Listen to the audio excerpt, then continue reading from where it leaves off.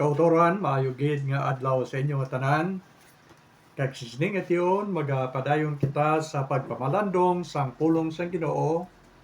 Kag ni makita sa Acts chapter 12 verses 1 to 25. Kag ini tama gid kalawig, pero ang aton paghimuon amo nga basahon lamang naton amat-amat ang mga verses nga aton gid kinahanglanon sa sini nga tion.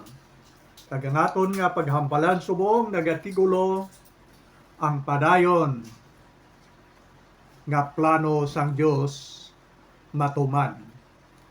Ang Dios may matahong nga plano sa iyang makatawhan sa sini nga kalibutan. Kag sa tapos nga si Kristo ginlansang, ginlubong kag nabanhaw, gintipo niya ang iyang mga apostoles kag ginsugo. Siling Kristo sa ila, ang bug-os nga gahom sa langit kag sa duta yari sa akon. Busa lakat kamo kag ibantala ninyo ang maayong balita sa bug-os nga kalibutan sa tanan nga mga tao nga nag-i-star sa sining nga kalibutan. Kag siling ni Kristo sa ila, tanawa, ako magaupod sa inyo, tubtob sa wala sing katapusan. So ang plano sang Dios gali, amo nga ang tanan nga mga tao makabati sang mayong balita sang kaluwasan, agod nga makaangkon sila sang kaluwasan sang ilang kalag, kag makaangkon sang kabuhi nga wala sing katapusan. Amo ina ang plano sang Dios nga iya gid ginbilin sa iyang mga apostoles sa wala pa siya magbalik didto sa langit.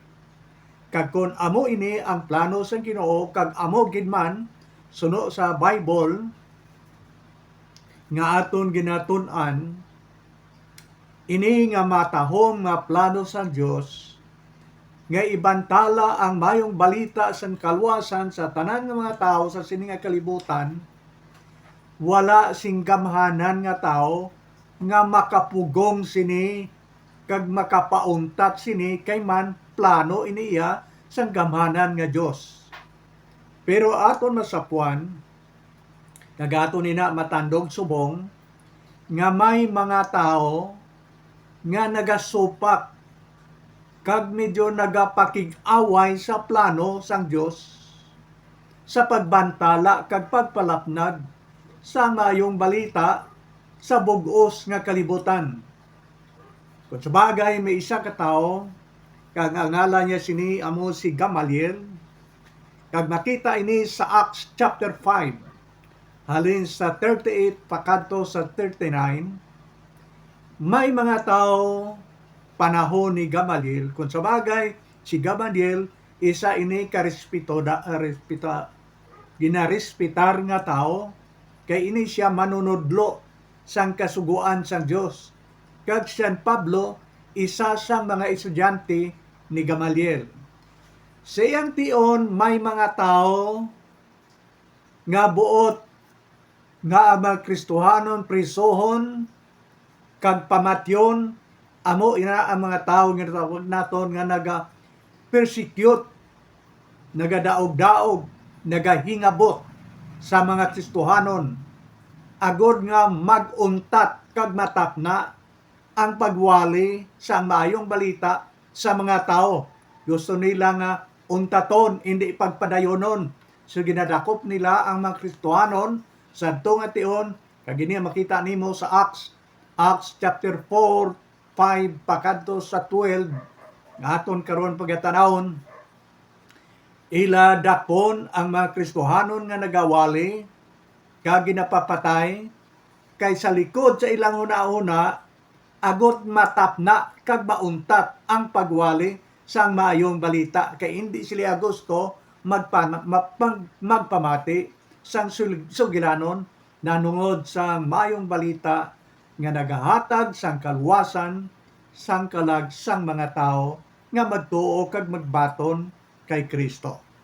So si Gamaliel naghambal sa ila, Ang siling ni Gamaliel amo ini, pasagdi lang ninyo sila, hindi ninyo sila pagdakpon kag pamatyon. Kay kon ang ilang ginahimo, siling ni Gamaliel, sa mga tao nga naga-persecute, nagahingabot sa Kristohanon, siling ni Gamaliel, kon ang ilang ginahimo tawhanon lamang kag wala nagalin sa Dios, mauntat lang na kay tawhanon lang ilang tinutuyo.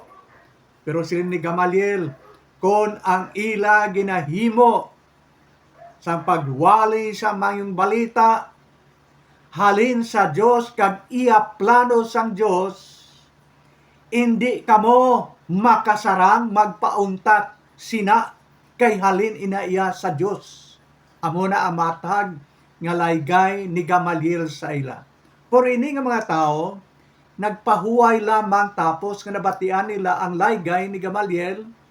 Pero tapos ang pila ka semana, pila ka bulan, nagpadayon man gyapon ang ilang paghingabot sa mga anak sang Dios nga nagawali sa maayong balita, suno sang sugo sang Dios sa ila nga iwali nila ang kaluwasan sa bug-os nga kalibutan. Kag natubo tungod kay ginahingabot nila ang mga manugwali, ang mga alagad sang Dios, makita naton nga ang isa ka alagad sa Ginoo nga ginatawag si James o kon si Santiago, ilagid nga ginpapatay. Kag nasulat ini sa Binuhatan Acts chapter 12, akon pagabasahon ang duha ka verses nga nagasiling. Sa siniman nga tion, ang hari nga si Herodes nagsugod sa paghingabot sa pila ka mga katapo sang iglesia. Ginpapatay niya si Santiago nga utod ni Juan paagi sa espada. Si Santiago o kung si James, isa ini sa mga apostoles ni Jesus Christ. Agod nga makuha ginaton dire, agod nga mas mapo sa aton ang paghangop kag pagkuha sang kamatuoran. Kung maghambal gani kita apostoles, technically may ara nga 12 ka mga apostoles nga ginpili ni Kristo mismo. Kag ang mga apostoles, makabig man nimo nga sila mga sumulunod ni Kristo. Kag ining 12 ka apostoles, amo ini ang iya nga gintrain, kag ginsugo nga magbantala sa mga balita sa bug-os nga kalibutan. Pero sang ginhingabot sila, ilabi na gid sa leadership ni Herod Agripa nga hari sang Judea, sa iya nga kamot kag otoridad, ginpapatay si James paagi sa espada. Okay, ang espada daw binangon malang na, pero malaba na siya, kag duha ang sulab niya, piyak kag piyak, may sulab matalom, kag ginagamit ina sa pag-inaway sa una, pungsod batok sa isa ka pungsod. Karon niya ang gira, way na nagagamit espada kag kabayo, kay manti pusil na ginagamit ay subong sa gira. Pero sa una, sa ilang panahon, ti espada lang ang iyang salakyan, mga kabayo. So matalom ini. Imbis gamito nila sa pag-away sa ilang kontra, batok sa iba na pungsod, gingamit nila ang espada sa pagpatay kay James, ang isa sang mga 12 ka apostoles ni Jesus Christ. So kung espada ang gamiton, ginagamit na pagi sa paglabo o kung sa pagbuno. Paglabo o kung sa pagbuno. So ma-imagine naton ang kamatayon ni James ni Santiago, ginlabo siya o kung ginbuno. Kung pila ka labo kag pila ka buno, way tama kay balo, kay wala man di gin-record sa Bible, pero ang ginsiling na diya, ginpatay siya paagi sa espada. May isa ka huna-huna ginsulat sang isa ka author sang libro, nga siling niya siguro pamatyag lang na niya, pero wala na iya nasulat sa Bible. Pamatyag niya ang espada gingamit sa pag-utod sang liog ni James, katulad man sa pag-utod sang liog ni John the Baptist. Inaya ginahuna-huna lang niya, pero pabilin na kita sa Bible, hindi lang kita na mag-entertain kay base kon hindi man natutuod ang bunga sa inguna-una, pero masakit ini nga klase sa kamatayon kay ginpatay si James paagi sa espada, siling sang Bible. Ang tuyo sini ni King Herod Agrippa agod nga matapna ang pagwali sang pulong sa Dios.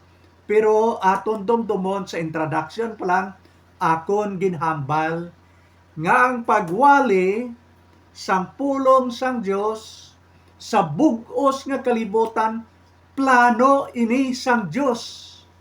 Kag kung plano ini sang Dios, wala sing bisan sino nga hari kagamhanan nga makapugong kag makapauntat sang plano sang Dios sa sining kalibutan, nga mga katawhan makaangkon sang kaluwasan sang ilang mga kalag kag hindi magantos didto sa linaw sang kalayo. So bisan pauntaton ini ni Haring Herodes, hindi niya ni kaya, bisan pamatyon pa niya ang mga sumulunod sang Dios, gamiton magyapon sang Dios ang iban nga bagay, bisan pa ang bato nga wala sing baba, sarang makahambal sa mga tao na hanungod sang kaluwasan sang ila mga kabuhi. So mga kauturan, amo ining plasada. Ang Bible naton sa Exodus Kapitulo 20, versikulo 13, nagahambal nga ang pagpatay sa isig katao sala. Nagsiling siya, hindi ka magpatay. Isa sang mga sugo sang Dios nagatudlo sa aton nga sala ang pagpatay sang aton isig katao. Kabangdanan nga may ara nga napulo ka sugo, kag ang isa sina nagasiling, hindi ka magpatay. O kinahangpan ina sa mga tao lain sa una, tubtob subong, pero ang pagpatyanay halin sa una, tubtob subong, wala nagaunta tungod kay si Satanas amo ang sa likod sa sining pagpatyanay. Si Satanas may gahom man siya, pero hindi siya makatupong sang gahom sang Dios, kag ang tanan nga patyanay sa sining nga kalibutan, hindi iya sang tao lamang kabubuton, kundi si Satanas amo ang sa likod sina sa tanan nga pagpatyanay sa mga tao sa sining nga kalibutan. Ang siling sang Ginoo, hindi ka magpatay. Kung ibong isisaon ang Bible, sa Genesis Kapitulo 4, dira masapwa naton ang una nga marder, mag-utod pa. Si Adan kag si Eva, nagbata sila, ang ilang ngalan, si Cain kag si Abel. Ang record makita nimo sa Genesis chapter 4. Ining duha ka bata nga mag-utod, si Cain kag si Abel, naghalad sa ilang halad sa Dios. Si Cain iya naghalad siyang halad nga sapat o kon karnero nga matambok, hindi masakiton, kag ginhalad niya sa Ginoo upod ang pagpaubos sa iyang kaugalingon, kag pagtahod sa Dios, kag pagsimba sa Dios, diin ginahalad niya ang amo nga karnero. Pero si Abel iya nagkuha sang mga utanon, kag among gintongtong niya sa altar, kag siyang paghalad sina, wala man siya nagapamalandong. Ginahimo lumang niya, way man siya nagasimba sa Ginoo, way man siya nagpaubos siyang kagalingon, wala man siya nagakilala nga ang Dios amo ang Dios ng kamhanan nga dapat nga simbahon. Wala na, nagahalad lang siya siyang kinaugalingon, nga wala lang sa bungog niya ang nasiling nga Dios ng kamhanan nga amo ang nagaatipan sa aton. Ang resulta, ginbaton sang Dios ang ginhalad ni Cain, kag wala niya ginbaton ang ginhalad ni Abel. Ning duha mag-utod naakigid si Abel. Dua ang nakiga niya, naakig siya siyang utod, naakig man siya sa Dios, kay wala gin baton ang iyang halad. Kagbalo ka, ano ginasiling sa Bible? Hindi naton pagpatiniron ang kaakig sa aton una-una kag sa aton balatyagon. Kung magtinir pa niya da isa ka semana, isa ka bulan, kag maglawig pagid, sakyan ina ni Satanas nga kaakig, tugtog nga matuma naton ang malain nga handom sa aton utod nga aton naakigan. Ang dapat ing nasiling sa Bible, kung maakig ka, hindi pagpalawiga, hindi pagpatunori sang adlaw, pangamuyo ina, kuhaa ina dira nga kaakig, kag buslan ina sang gugma sang Dios sa aton kabuhi, kag hindi mataw ang malain nga handom sang aton kabuhi kay aton ginhinilsalan sa tubangan sa Ginoo. Pero si Abel nangakig siya, kag tungod sa kaakig niya, nagadugay, tubtob nga napatay niya ang iyang utod nga si Cain. Pero kabalo ka, ang Dios nagkadto kay Abel kag nagpamangkot. Siling sang Dios kay Abel nga nagpatay siyang utod. Si Abel, di ina ang imo nga manghod, si Cain, di ina. Sinabat niya pa ang Ginoo sa hindi mayo pagsabat. Sinya, manugbantay ako sang akon utod, nga pamangkuton ako, nimo ako, kundiin siya. Hindi ako manugbantay sang akon utod. Okay, ang Diyos naghambal siya. Sinya, Abel, ang dugo sang imo utod nga si Cain. Naghambal, ang dugo naghambal, nga nagasiling sa akon. Balusi sang kamatayon ang nagpatay sa akon.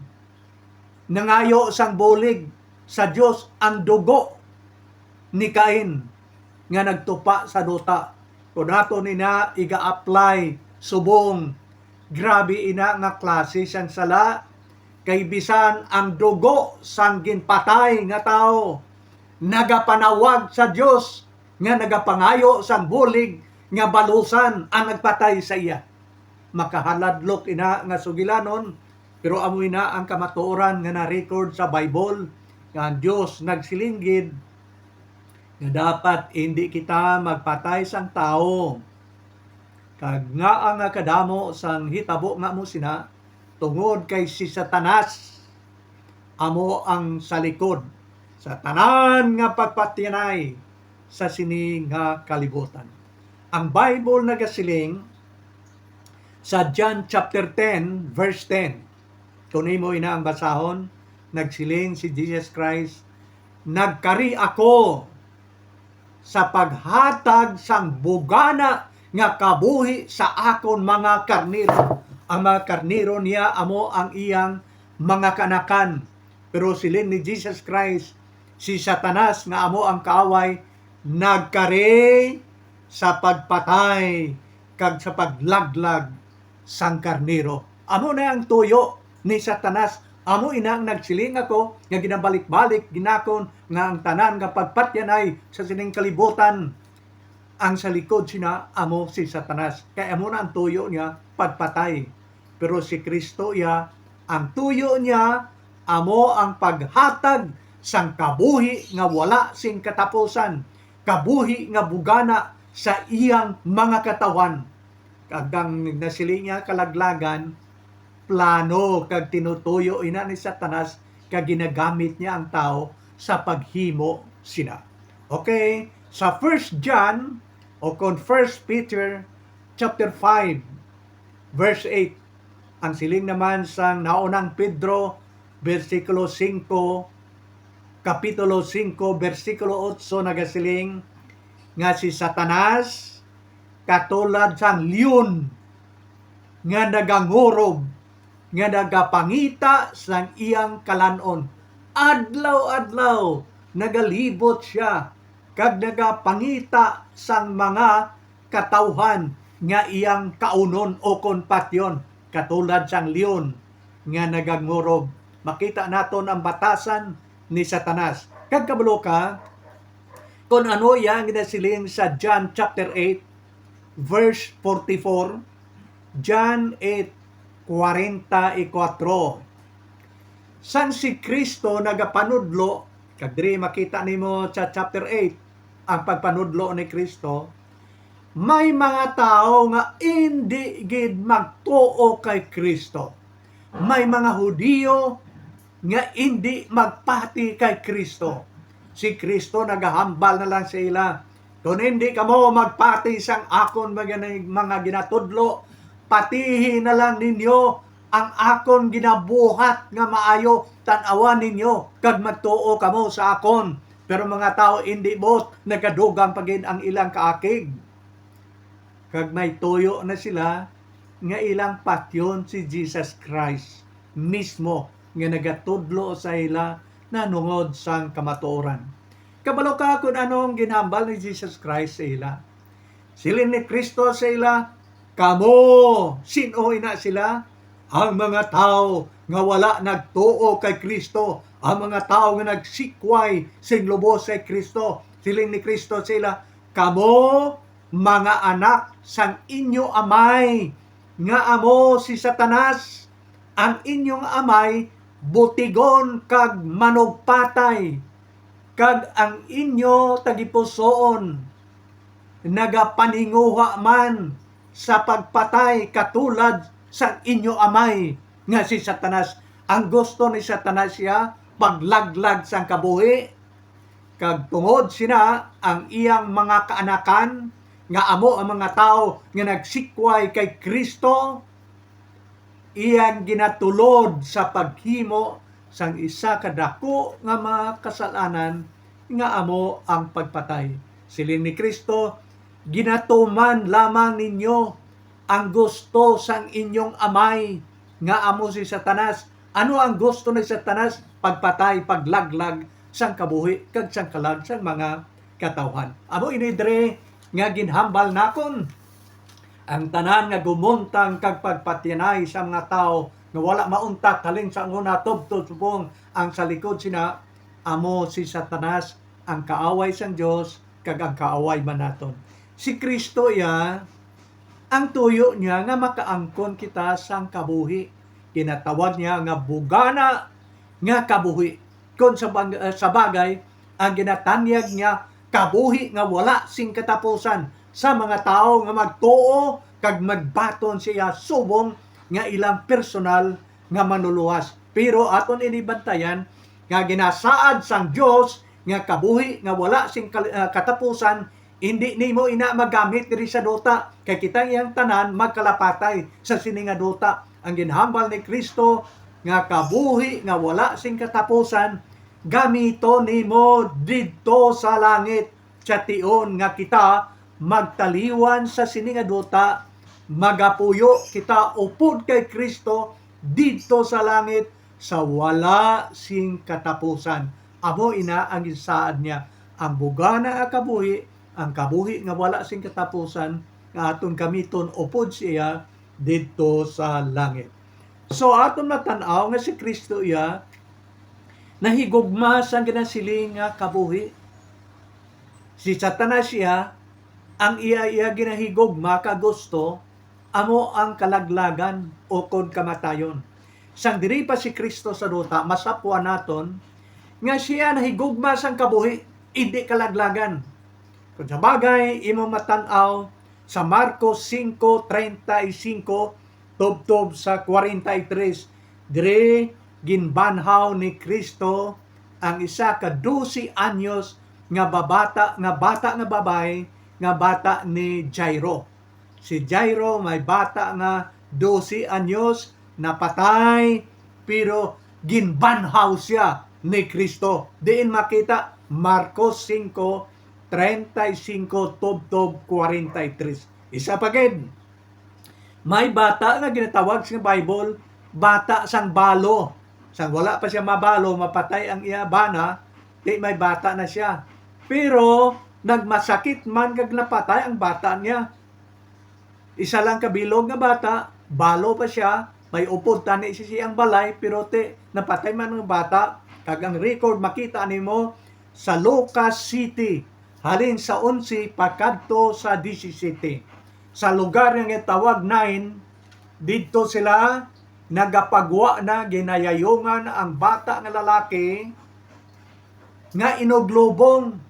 Manugwa na sila sa banwang na tawag 9. Kay ilubong ang bata, nasulod sa lungon, ginayayungan. Si Kristo iya kag iyang mga apostoles nagsulod sa among nga banwa, nagsugat anay sila. Kag nakita ni Kristo kung ano kasubo sang balatyagon sing iloy, isa kabalo ay ang bata nga bugtong napatay pagid, wala na siya sing upod, naghilibion siya. Pagkakita ni Kristo, naluoy gid si Kristo sa iya, ginkapta ni Kristo ang lungon, kag nagsiling si Kristo, "Toto, bangon!" Nagbangon kag nagwa ang amo nga bata sa lungon. Inuglobong na, ginbanhaw ni Kristo nga si Kristo nahigugma sang kabuhi, kag hindi siya gusto sa ginasiling nga kamatayon. Iya ni Satanas trabaho, ang iya ni Kristo iya nagahigugma siya sa ginasiling nga kabuhi, bugana nga kabuhi. Tungod sina makita naton nga bisan pa ang patay ginabanhaw niya. Isa pa gid kag ini amo ang popular nga narikod sa Bible, ang pagkabanhaw ni Lazaro. Si Lazaro may duha ka utod nga babae, nang masikit na napatay si Lazaro. Tapos kinapatay si Lazaro, nagkadto si Kristo sa ilang balay. Kag didto nagsiling ang duha niya kautod nga babay. Siya, Ginoo, kun ari ka lang tani, wala pa mapatay ang amon utod. Pero si Kristo nagpamangkot sila, diin ninyo siya ginbutang, diin ninyo siya ginlubong. Ang magutod nagasiling, Ginoo, hindi na pwede nga aton siya dito tanahon, kay apat na siya kadlaw nga ginlubong, medyo hindi na maayo ang iyang baho. Pero si Kristo nagkadto to, nagupod sila kag ang iban nga mga bisita. Pag-abot nila dito, si Kristo nagpangamuyo siyang amay kag nagsinggit, Lazaro, gwa! Kag si Lazaro nagwa sa lulubngan. Apat na kaadlaw. So sang diri si Kristo sa duta, hindi lamang nga ginaayo niya ang mga balatian, kundi nga ginabanhaw po niya bisan ang mga patay. Tungod si Kristo mahigugmaon sang kabuhi, kag si Satanas siya gusto niya ang kalaglagan kag ginasiling nga kamatayon. So si Haring Herodes Agripa, ginpatay niya si Santiago. Pero ang natabo amo ini, ang mga Hudiyo nga sumulunod man ni Haring Agripa, imbes magpangasubo sila, nalipay patapat sila nga ginpatay si Santiago, ang anak sang Dios nga nagapangwali. Daw baliskad. Kaya nga ato niya kinuugali, amo nga kung may mamatyan, nagakasubo kita. Ang mga Hudiyo iya nga sumulunod ni King Herod Agripa, nalipay pa sila nga napatay si Santiago. Pero ang siling sang Bible, amo ini, ang mga membro sang iglesia, ang iglesia kung sa aton pa, grupo sang mga Kristohanon, nagkalaluwas nga mga anak sang Dios.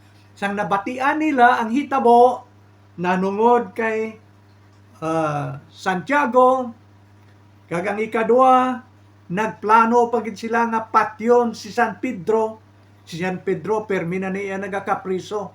Sa akon pumatyag daw katatlo na ni nga pagkapriso ni San Pedro.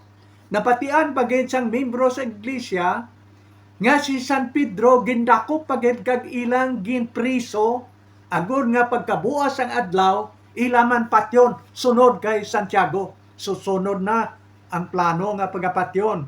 Pero ano ang siling sa Bible? 12:5. Gani ginhunong si Pedro sa bilangguan, pero ang mga katapos ang iglesia nagpangamuyo sa Dios, sing hanuot gid para sa iya. ang membro sang simbahan ginatawag iglesia nagpangamuyo gid kay San Pedro, nagpangamuyo sang hugot nga luwason kag buligan siya sang Dios kag ginsabat sang Dios ang ilang pangamuyo.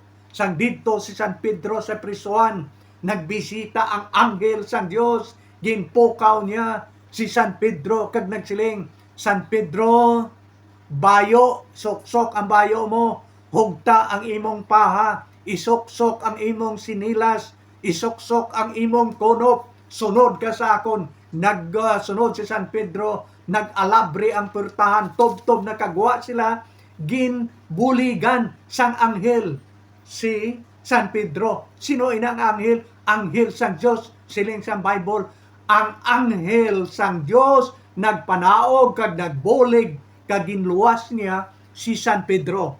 Mga kauturan, hatagan naton ini San Jotay nga igtalupangod. Ang mga anghel sang Dios sa langit nagaapin kag nagabantay kag nagaluwas sang katalagman sang mga anak sang Dios. May ara man ya nga malaot nga anghel nga amo si Lucifer nga nahimong Satanas tungod kay nagrebelde siya sa Dios. Pero ang Dios iya may ara nga kaugalingon nga mga anghel nga nagabulig, nagaluwas kag nagaapin sa mga anak sang Dios. Amo ini ang isa sa mga anghel nga ginpadala sang Dios sa pagluwas kay San Pedro. Si San Pedro wala yan napatay kay ginluwas sang anghel. Kaga masubo nga istorya nga aton tanawon karon amo ini.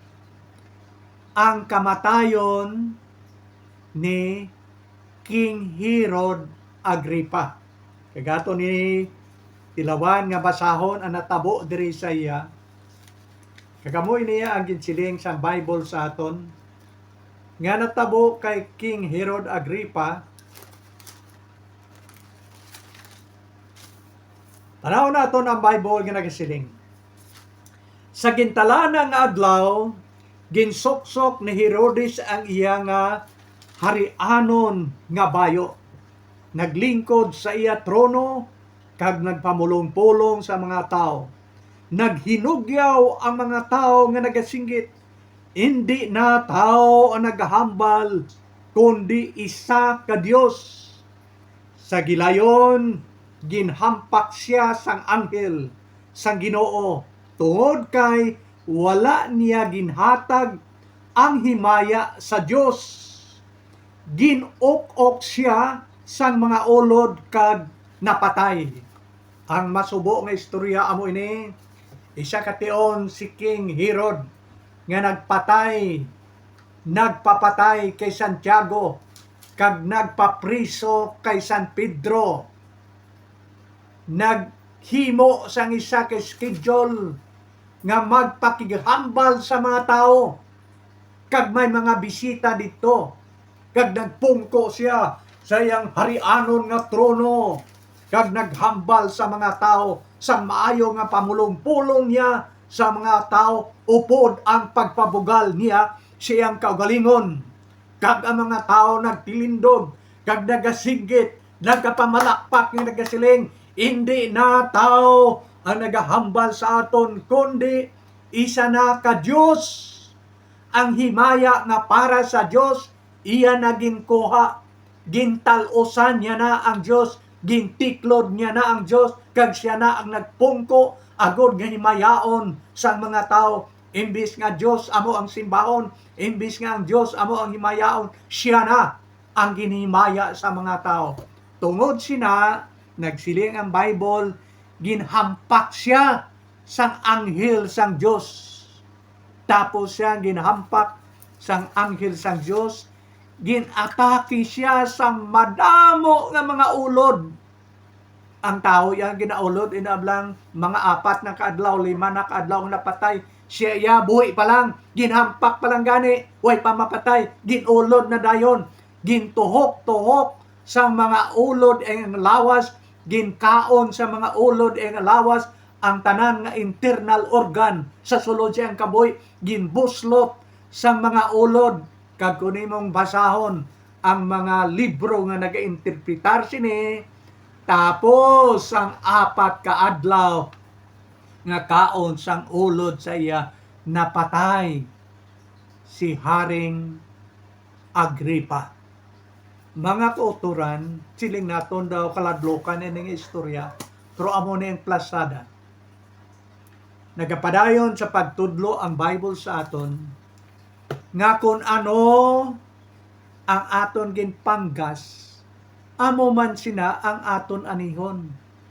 Ginpanggas niya ang sala sa pagpatay kay Santiago.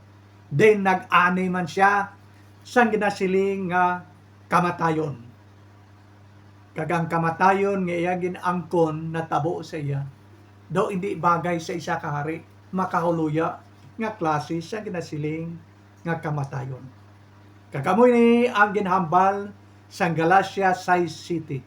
Kung ano ang imong ginpanggas, tingin panggas niya sala nga nagdala sang kamatayon. Ang balos ang ginanay niya kamatayon man. Kag nagpadayon ang Bible nga nagasiling, kahadlokan naton. Hindi kamo magkahadlok, siling siyang Bible, sa mga nagapatay sang lawas lamang. Kag hindi sarang makapatay sang lawas kag kalag kag espiritu. Hindi kamo sina magkahadlok, kundi siling siyang Bible, kahadloki ninyo o kontahura ninyo ang Diyos nga sarang makapatay sang lawas kag kalag kag espiritu didto sa linaw sang kalayo nga ginatawag nga impierno. Ini makita sa Mateo 10:28. Hindi ninyo pagkadloki ang tao nga sarang namang makapatay sang lawas pero hindi makapatay sang kalag kag espiritu sa linaw sang kalayo. Kahadloki ninyo o kontahura ninyo ang Diyos nga sarang makapatay sang lawas, kalag kag espiritu dito sa impierno. Siya amo ang tahuron naton. Diri naton tapuson kag labing maayo kung aton ini marehistro sa aton una-una. Ang plano iya sang Dios nga ibantala ang maayong balita sa bug-os nga kalibutan, hindi ina mapugnan sang tao. Amoy na nagkalatabo dire, gusto sang tao nga mapugnan, pero ang Dios nga gamhanan, hindi ina mapauntat sang tao kay plano ina iya sang Dios. Ang siling sang balaan na kasulatan sa aton, ginsugo niya ang iyang mga 12 ka apostoles. Lakat kamo, ibantala ninyong mayong balita, kag ako magaupod sa inyo, tubtob sa walay katapusan. Kakamoy niya ang bantayan naton nga kamaturan, nanungod sa plano sa Dios nga hindi mapugnan sa mga tao. Ang siling sa Bible, makita naton ini sa Mateo 24:14. Kakamoy ang atago naton nga plano sang Ginoo nga hindi mapugnan sang tao, nga si Kristo hindi magbalik liwat sa sini nga kalibutan kung hindi makabati ang tanan nga mga tao sa kalibutan, nanungod sang maayong balita nga nagahatag sang kaluwasan, tagaan niya gid sang tiyantya ang tanan nga mga tao. Ang katapusan nga isa ka tao, kinahanglan makabati ina siya sa wala pa magbalik si Kristo. Amo inang plano niya nga ang tanan nga mga tao makabati gid sang mensahe sang kaluwasan sa wala pa siya magbalik sa sini nga kalibutan, kay kon magbalik na siya, hukman niya ang tanan nga mga katawan, kag hindi siya buot nga hindi anay makabati sa mayong balita sang kaluwasan before siya magkari kag sa paghukom sa mga katawan.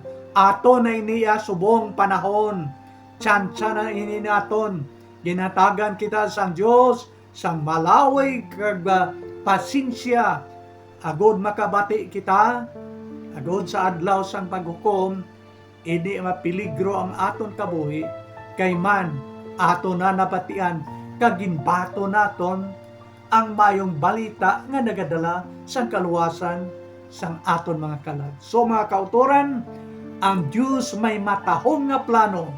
Kagiyang matahong nga plano amo kay bantala ang mayong balita sa tanan nga mga tao, agod ang tanan nga mga tao makabati kag makaangkon sang kaluwasan kag siling nakon akon pagid suliton bisan pugngan pa ni isang gamhanan ng mga tao diri sa kalibutan, wala sing makasagang kag makasupugong sini, makapauntat sini kay man iniya nga plano halin sa Dios.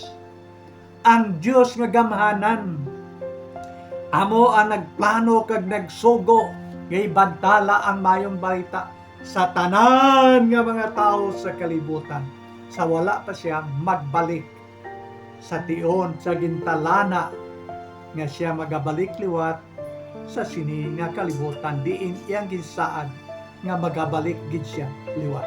So wala pa magbalik si Kristo, ang labing maayo kay nakabati naman kita aton na isurrender ang bugos naton nga kabuhi kay Kristo.